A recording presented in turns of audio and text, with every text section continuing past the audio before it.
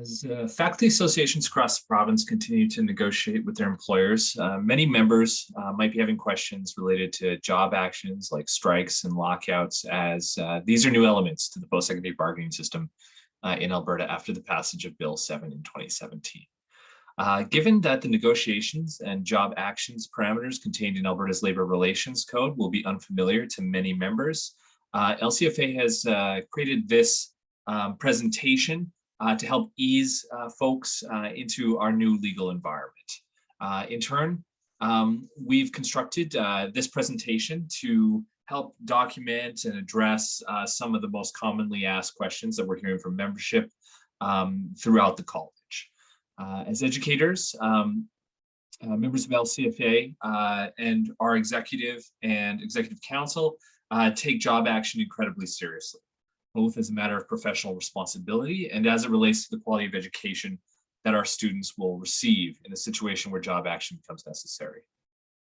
Our students and the broader communities which we serve have always been and will continue to be our most important relationships. We want to make that clear. We want to be in the classroom doing our jobs and helping our province's economy move forward and grow.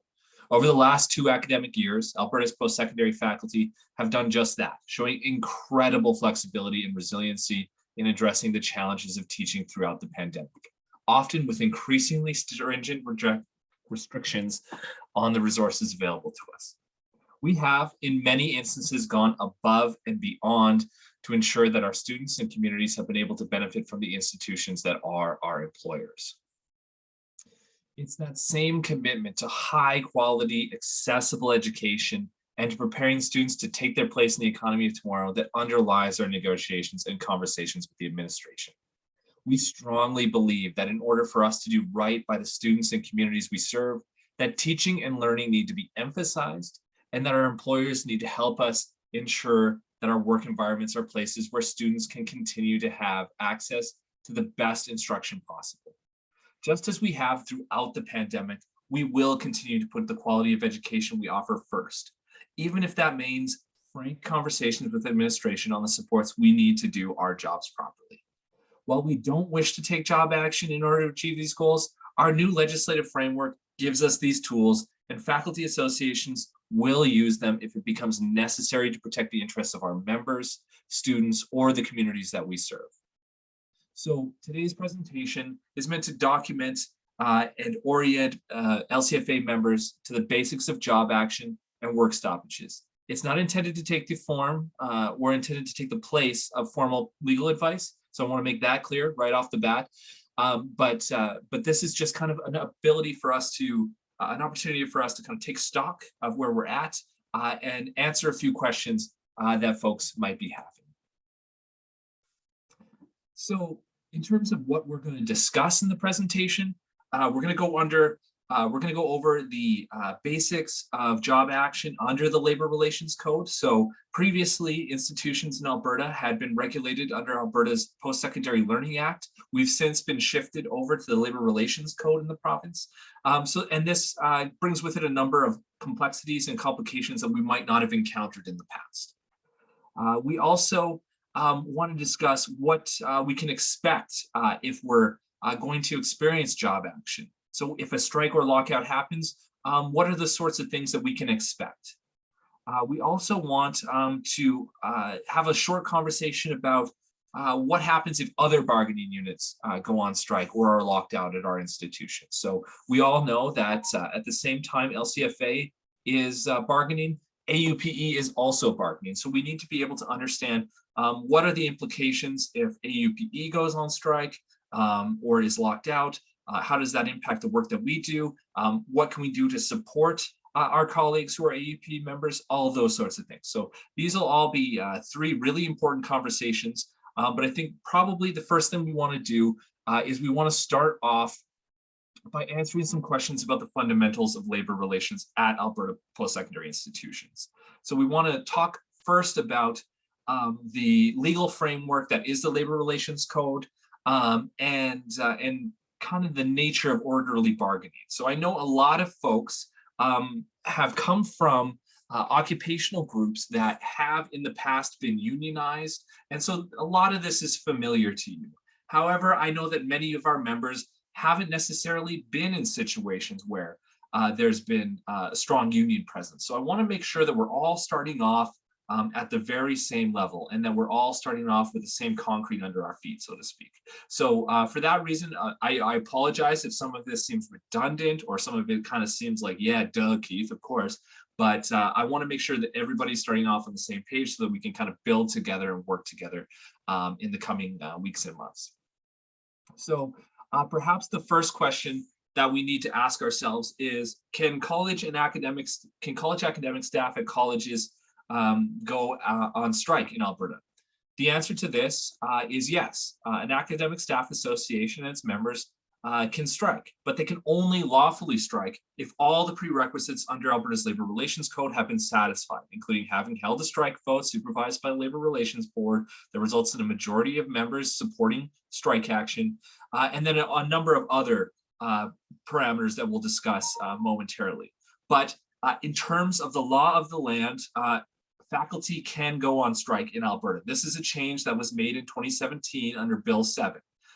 When the government of Alberta at the time implemented the SFL Supreme Court ruling that basically said that as a provision related to our constitutionally guaranteed right to assemble, that the ability to collectively bargain together and to strike is a constitutionally guaranteed right. So Bill 7 in 2017 implemented that ruling at Alberta's post-secondary institutions. So the short answer to this question, can college academic staff go on strike in Alberta? The answer is yes. The other flip side of this is, can academic staff at colleges be locked out by employers? The answer similarly is yes. A board of governors can lawfully lock out academic staff if all of the prerequisites under the Labor Relations Code have been satisfied. So there's more parameters that we'll get into momentarily, but the short answer is yes. They can hold a vote to lock out staff, and if that vote passes, and if all of the other provisions under Labor Relations Code have been fulfilled, they can in fact lock us out. Many of you might be wondering, given that our collective agreement has expired, it expired June 30th of 2020, is it still in force? The answer, of course, to this is yes. All collective agreements in the province have bridging provisions that stipulate that the terms of the existing collective agreement remain in effect until such a time that a new agreement between the bargaining agent, which in this case is the FA, and administration supersedes it. So we are now in what is called a freeze period. During the freeze period, employers are prohibited from unilaterally altering our work conditions or our compensation. Further, collective agreements like the one that we have remain in force once notice to commence bargaining has been served, as per section 130 of the LRC, the Labor Relations Code. And they remain in fact in effect until such a time that a new agreement has been reached or a strike or lockout commences. So the kind of two ways in which our current agreement could stop being in force are A, we have a new agreement that Ryan and his team negotiate and that gets ratified by membership, or B, there is a strike or a lockout. If a strike or a lockout occurs, and we'll talk about that momentarily, then all of the provisions of the collective agreement are no longer in force.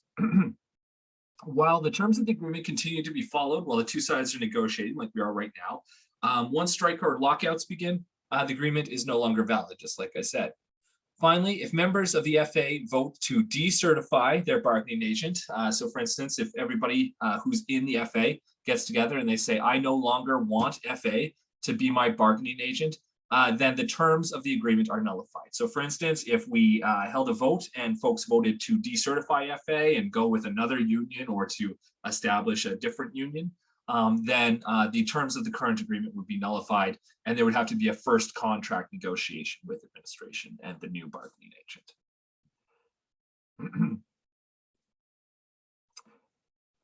So a lot of folks will be asking themselves, under what circumstances would a strike or lockout occur? How likely it is a question probably for another day, but a lot of people are asking, what would it look like and under what circumstances would such a situation occur? There'd have to be a lot of prerequisites reached before FAs could strike or before the administration could lock us out. If you're interested in more or in the actual legislation that pertains to this, I'd encourage you to look at section 73 and 74 of the Labor Relations Code in Alberta. But I wanted to go through some of the prerequisites that are needed before actual job action work stoppage would occur. So these prerequisites include an existing collective agreement not being enforced. So it's expired, like ours has. We also would need an essential services agreement that would have been filed, or an exemption to the essential services agreement has been granted by the Labor Relations Board. So just detouring quickly, an essential services agreement is basically a formal agreement between workers and the employer that basically discuss how essential work so work that really can't stop based on a job action or work stoppage that still needs to be done despite those things, how that gets accomplished. So here at the college and in most post-secondary institutions, there's not a whole heck of a lot of essential work that we would need. So often when we're thinking about essential services agreements, we're thinking about paramedics, we're thinking about nurses, we're thinking about folks who care for animals, these sorts of things. Here at the college, we don't have a whole heck of a lot of essential services that would need to be hashed out in an essential service agreement. So there's a high likelihood that the board would provide an exemption. But nonetheless, we need to go through the process with the employer to either reach it, or the employer or us as a union. We could also file for an exemption. We would also have to have mediation fail. So part of the process as it relates to labor relations in the province, we have to have, if things break down between us and administration in terms of a direct negotiation and a direct conversation, then there is a requirement to bring in mediation. So we've already seen this at U of L, and we've already seen it break down. But in order to proceed to the next step, that mediation has to have failed. The next step is to have a qualifying strike or lockout vote. This vote must have been held under the supervision of the Labor Relation Board, and it has to take place at least 72 hours in advance of any potential job action. So once an ESA is in place, once mediation has failed, then we can proceed to a strike or lockout vote. So a strike would be on our side, a lockout would be on the employer's side. And in both situations, the Labor Relations Board has to be there as a guarantor that the vote was held fairly and that there was no jiggery pokery going on. So once a strike or lockout vote has passed, strike or lockout notice must be served to the other party. So if the administration, if the board votes to lock us out, they have to provide us 72 hours of notice. And if we vote to strike, we need to provide that same 72 hours of notice to the institution, as well as to the appointed mediator who had been kind of overseeing things between the conversation between the administration and ourselves. That lockout notice or strike notice needs to contain in it a day, time, and location that kind of details where the strike or lockout will take place. And then the strike or lockout, the job action, the work stoppage must commence on that same day, time, and location that was specified in the notice. In a situation in which the government has appointed a disputes inquiry board, which is a tool that the Minister of Labor has under the Labor Relations Code, there are a few additional provisions under Section 105.3 of the Act. Basically, there can be additional binding mediation or arbitration, but I don't foresee that being particularly. I don't see that being used in the case of universities or colleges in the province. So we didn't see it used at CUFA, and we're not currently seeing it being used at U of L. So I think it would be a stretch to see it being used here at Lethbridge College. So given that the strike vote is a significant milestone on the path towards a strike vote, towards job action, we need to understand what we're talking about when we're talking about strike vote. What does that process look like? So I want to assure everyone that there's an orderly process that needs to be followed by each side in the case of a strike or a lockout vote, and that it has to be supervised by Alberta's Labor Relations Board. So in terms of key milestones in the process around a strike or lockout vote, first, a faculty association or our employer we can only apply to the Labor Relations Board to supervise a strike or lockout vote after the mediation has failed and after there's been a cooling off period. So normally this is about 2 weeks after it's been deemed that the mediation has failed. Faculty association must apply to the Labor Relations Board to supervise the strike vote at least 7 calendar days prior to the date of the proposed vote. So this kind of gives the board enough time to mobilize its resources and make sure that it is able to meaningfully guarantee the quality and neutrality of the voting system. And meanwhile, at an employer, so it's 7 days for us. On the employer side, it's 14 days. But nonetheless, there has to be time given between us saying we want a strike vote and the actual date of the strike vote. If a strike or lockout doesn't occur within 120 days of the strike or lockout vote, then it's deemed that the result of that vote is deemed void, and it's determined that we need a new vote in order to conduct a lawful strike. So this, of course, begs the question, if we do hold a strike vote and the strike vote passes, what does this mean? Does this mean that we're necessarily going on strike? No, it does not necessarily mean that we're going on strike. The faculty association bargaining team may hold a strike vote in order to strengthen its bargaining position. So in order for the administration to take us more seriously, there might become a situation in which Ryan and his team hold a strike vote in order to emphasize to administration that faculty members are serious and that we will take job action if our demands are not dealt with substantively and in a meaningfully and satisfactory way. Effectively, the FA will be in a legal position to strike. We could strike if we wanted to after there is a successful strike vote, but the ultimate decision to take job action will be in the hands of FA leadership. So folks like Ryan. Following the strike vote, a successful strike vote, for 120 days, there is the potentiality of a successful strike vote. We might also hold a strike vote if there is a situation in which the administration holds a lockout vote and it is successful. There are some peculiarities in Alberta's Labor Relations Code that might really mean that if we get locked out, we need to hold a strike for various reasons, but I think that's probably a conversation best left for another day. So what happens then? So we're in a situation, we've had our negotiations, they didn't work. The mediator was brought in, they didn't work. We have had our cooling off period, there's been a strike vote, there's been a successful strike vote, and we are now striking. We have said that we are going to withhold our labor from the administration. The collective agreement is no longer in place. And so in order to strengthen our hand and in order to emphasize to the employer that we are serious and that we want our concerns dealt with in a satisfactory manner, we are on strike.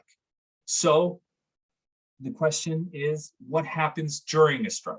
Most importantly to know is that negotiations continue during a strike. They continue during a lockout as well. If job action occurs, if there's a work stoppage, both sides will continue to negotiate to bring the work stoppage to an end. If the strike or lockout lasts for an extended period of time, additional dispute resolution tools may be made available by the province, but that's a pretty exceptional situation in which that might occur. It's also important to note that in a situation of a strike or a lockout or a work stoppage, the collective agreement is not in force during a strike. So, of course, if there's no collective agreement, that begs the question, am I going to get paid? How do I get paid? I have bills to pay. I've got a mortgage payment. I've got utilities. I'm worried about whether or not I'm going to get paid. So will you get your usual pay if there is a strike or a lockout? No, the employer is not obligated to pay a striking employee. However, LCFA does have strike defense funds established in order to deal with the situation. So not only do we have locally in excess of $600,000 in the bank in order to deal with the issue and in order to provide compensation to striking employees, but we also have access to the ASIFA Defense Fund. So this compensation is intended to provide limited compensation to those folks who are participating in association activities such as picketing or other support activities. It might not necessarily be full replacement. We would have to figure that out as a faculty association in a situation in which that becomes a reality. But there is, I want to assure everyone that if there is a strike or a lockout, there are funds available to you. And that by participating in faculty association activities during the strike, you will be able to make up some of the lost income you would normally expect through your normal course of employment. A lot of folks, before I get into this question, a question I heard during the general meeting last week was that what happens to my pension, what happens to my health benefits during a strike or lockout? So Alberta's Labor Relations Code actually does prohibit employers from denying benefits that employees would normally be entitled to, such as health, dental, other sorts of insurance programs or benefits. For the duration of the job action, it's likely that FA would be responsible for paying the employer's share of these benefits rather than the institution, if we are in fact in a position to do so. I think we could probably, with all of the tools at our disposal, there's probably a good case to be made that we might be in that position, but I don't want to make any promises. Section 155 of the LRC, the Labor Relations Code, prohibits employers from rejecting these payments. So in a situation where the faculty association would be paying your Canada Life dues for your health insurance or your dental insurance, the college is not allowed to say no to those payments, the employer side payments. As for pensions, the Labor Board, in a dispute between the Alberta Teachers Association and County of Stettler, they ruled that all accumulated pension benefits accrued before a strike remain with the member through and after the strike. It's unlikely that you will continue to earn pensionable service through the duration of the work stoppage, but this could also be negotiated as a part of our settlement and as part of a negotiated settlement that returns us to work. Of course, after we do return to work, we expect that pensionable service will continue to be accrued once we do return to work. But I want to make absolutely clear that if we do end up going on strike and you've been an employee of the college for 25 years, you don't overnight lose those 25 years. Those 25 years stay with you, but you will not be able to accrue service over the hopefully short duration of the strike. So the question becomes, around this issue of compensation and how do we make money when we're on strike. And I've already mentioned that it's going to be tied to participation in faculty association activities. So of course, the question then becomes, what is the expectation if we are striking or if we've been locked out? What sorts of things are expected of me if I'm going to get paid? So generally, we're going to be expecting you to participate in FA activities. So that might include picketing or other events. It might include service on various job action committees. So the finance committee, the logistics committee, the communications committee, all of these sorts of participation in faculty association activity, that will be counted as service to the faculty association, and thus that'll be what your pay is based on. The committee, the finance committee, would have to determine what the rate of pay is, if that's prorated based on your full-time job that you're missing, or if you're a sessional, if you're a term certain, that sort of thing. But generally, you'll be expected to participate in FA activities, and that is where your pay will come from. So we've been on strike for a while. We are looking to get a resolution. How does a strike actually, or a lockout actually end?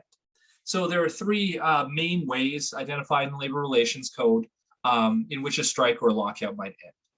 The first and most preferable is that we negotiate a settlement between ourselves, the bargaining agent, and the employer. So this is probably the most common ways in which strikes end. This is further evidence that negotiations continue while we're on strike. But basically, this is this is a situation in which we hammer out a deal with the employer, and then there's some sort of provisions around returning to work, saving the semester, all that sort of thing. A second way in which a strike or a lockout might end is that members of the bargaining unit vote to terminate the bargaining rights of the bargaining agents. So, for instance, if a majority of members get together and they vote to join another union or to decertify LCFA, that would be grounds on which the strike would be terminated, because there would be the FA then would no longer be delegated to speak on behalf of faculty members. Finally, and in very rare situations, there might be a situation in which 2 years elapses from the date of the strike or lockout beginning. When that milestone is reached, the strike or lockout is deemed to be over as well. But in most situations, we can expect a negotiated settlement between the bargaining agent and ourselves. The bargaining agent and the employer. So the FA and the college. All of this, of course, there are a number of questions then related to what happens after the strike or lockout ends. What happens in the situation where faculty have had a deal negotiated? What happens when there's an end to the lockout that's been decided between FA and the college?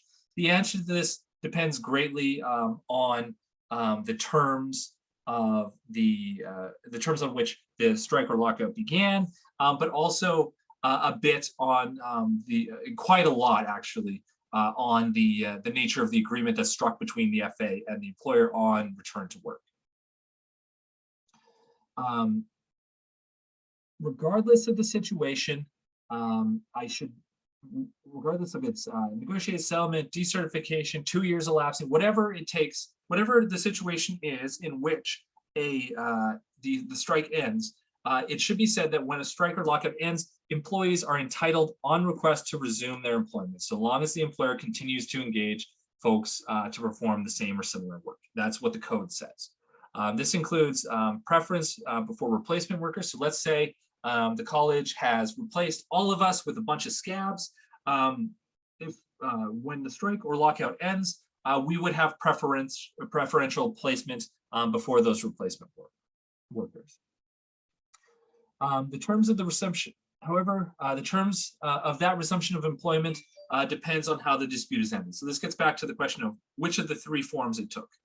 If the dispute was a lockout and a lockout alone, there was no legal strike notice provided, we did not strike, and it was just a lockout by the employer, and the employer unilaterally ends the lockout, resumption of work will be on the terms solely of the employer. So the college will be able to say, this is how you're coming back, this is the day, this is the time, this is the rate of pay. And that underscores why we would take a strike vote if there was a situation in which the college is locking this out, because we don't want this unilateral return to work enforced upon us.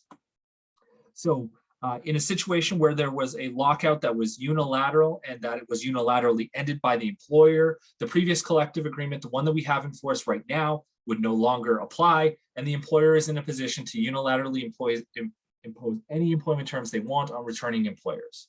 Excuse me. Of course, the only way to avoid that situation is for us to go on strike if there's a lockout. If a lockout occurs concurrent to strike action, then the most common end of the dispute, like I said before, will be a negotiated settlement between FA and the employer. In this instance, the terms of return, including what members can expect in terms of employment, around our pay, will be negotiated as part of the agreement process.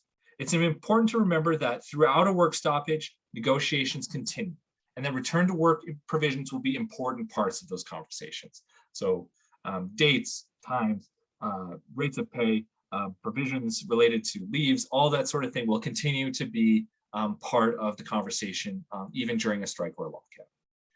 In addition to negotiated settlements between parties, there's other alternative dispute resolution mechanisms which may be used to end the strike or the lockout. These are tools that the Minister of Labor has.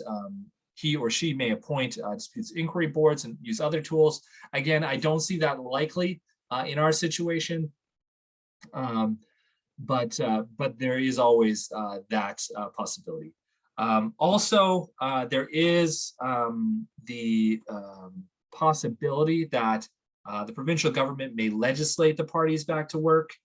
This is very much a last resort. So this is, often, so I think in 2011, this occurred with Canada Post and the Harper federal government. In which those workers were legislated back to work.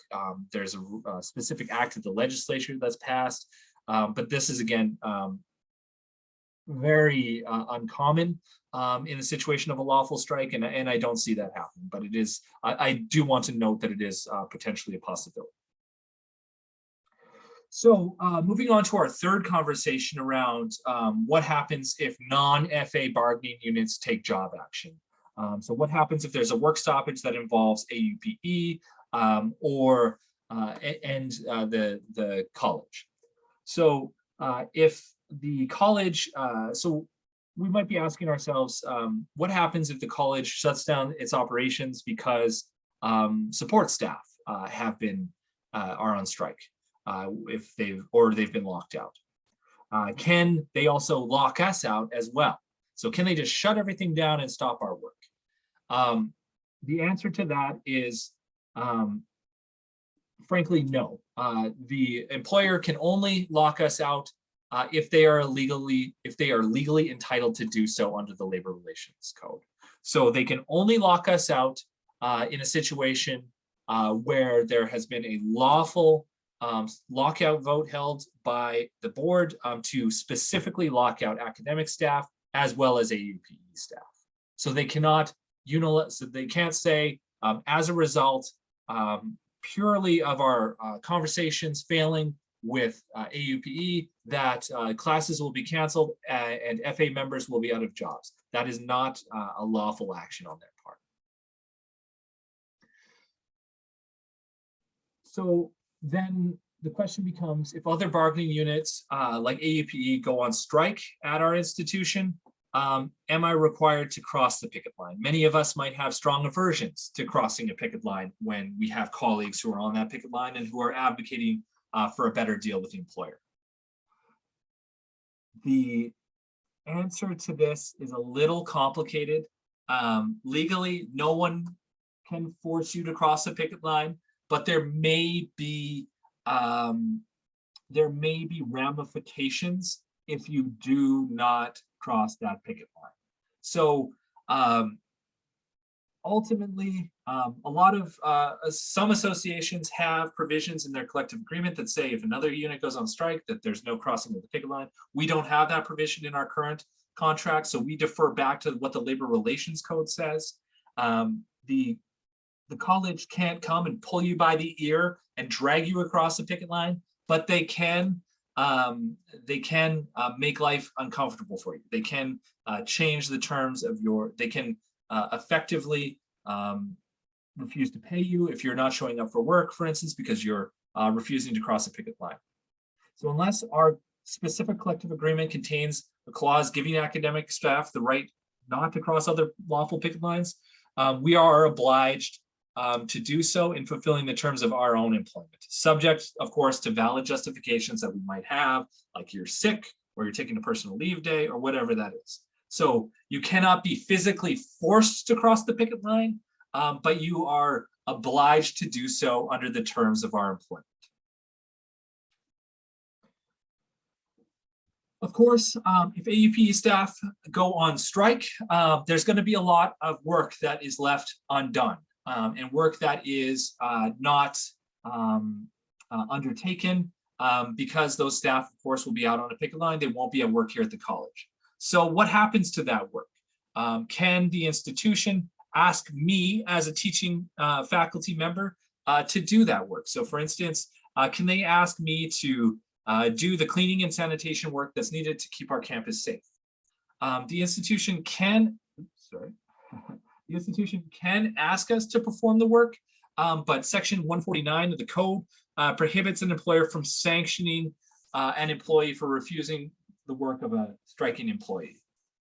However, we need to exercise caution in this regard because Section 85 of the code also sets out that is not a sufficient reason to refuse work and that it may constitute an illegal strike. If FA members in concert with one another collectively refuse to do work that would otherwise be performed by AUPE members, this could amount to an illegal strike. The college could file a complaint with the Labor Relations Board that this constitutes an illegal strike.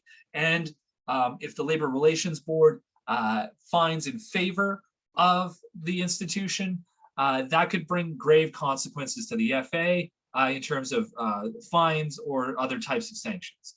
In short, if you are being asked during a strike of AUP members to perform a task that would otherwise be performed by members of that bargaining unit, by our colleagues who are AUP members, we would want to have a conversation with you in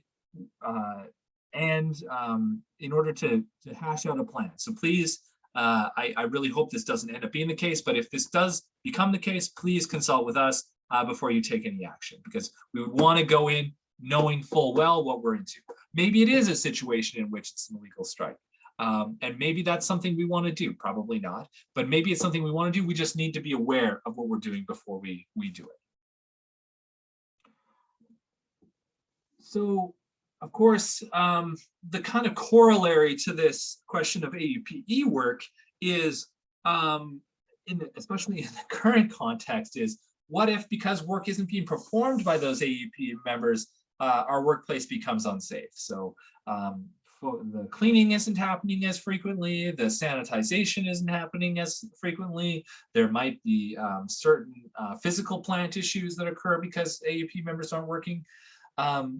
It's a realistic concern that if AUP members are on strike and they're not performing their work to keep our classrooms and facilities clean and safe, that our workplaces do become unsafe. Successfully refusing work due to health and or safety concerns resulting from another union's legal strike action would very much depend on the specifics of the situation. Under our Occupational Health and Safety Act here in Alberta, employees are permitted to refuse to do work or do particular work at a particular site that the worker believes on reasonable grounds is dangerous, or that there's a dangerous condition that constitutes danger to our health or our safety. The legal test for assessing whether or not the work refusal is justified is whether the employee had an honest and reasonable belief that the work ordered is unsafe. So for instance, having to cross a non-violent picket line won't likely meet this test. It's important to note that a refusing employee is not necessarily permitted to leave the workplace. So let's say you're in a situation where you feel that the campus is unsafe because AUP members aren't performing the important cleaning and sanitization work that they're doing. It's not like you can just say, okay, I don't feel safe, I'm going home. You have to have a chat with your supervisor, and there might be a situation in which employers may assign different duties to your place. So I want to exercise caution in all ways around refusing to do work in the situation where AUP goes on strike.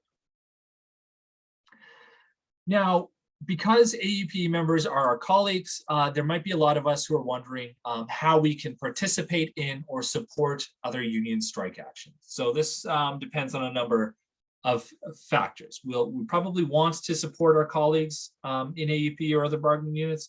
and it's important that we work together to improve our institution. However, we need to remember that refusing to cross the picket line could be considered an illegal strike and could bring sanction from the employee, unless it's a specifically protected right in our collective agreement, but we do not have that specific right. There are a number of ways in which we as FA members can support members of other bargaining units, and while they're taking job action, or while they've been locked out, or while there's some kind of work stoppage. We should note that any support activities that are undertaken by FA members should only technically occur during a time in which you would normally not be employed by your employer. So for instance, if I have a class from 9 to 11:30 on Mondays, I shouldn't be out on a picket line during that time. However, at 11:31, I can go, right? Or over my lunch hour or after work, right? So as long as we are not, as long as we are private citizens on our own free time, we can absolutely support our colleagues in AUP. If you have any concerns about where to draw that line, please do consult with us prior to doing any of that. I want to sum up quickly with a bottom line. We are in a strong financial position. LCFA, because of the work being done by subsequent administrations of LCFA, we are in a strong position. We have money in the bank. We have our CFA defense fund. If job action occurs and there is a work stoppage, we are in a strong position, and there will be some capacity to compensate members. However, we need members to participate in job action preparations. We need members to participate in the planning. We need to figure out things like what would be the picket schedule? How much are we paying folks? How are we communicating to the public? How are we communicating to our members? I also want to underscore that the labor relations system is far more political than the Post-Secondary Learning Act, the regime under which we were formally regulated.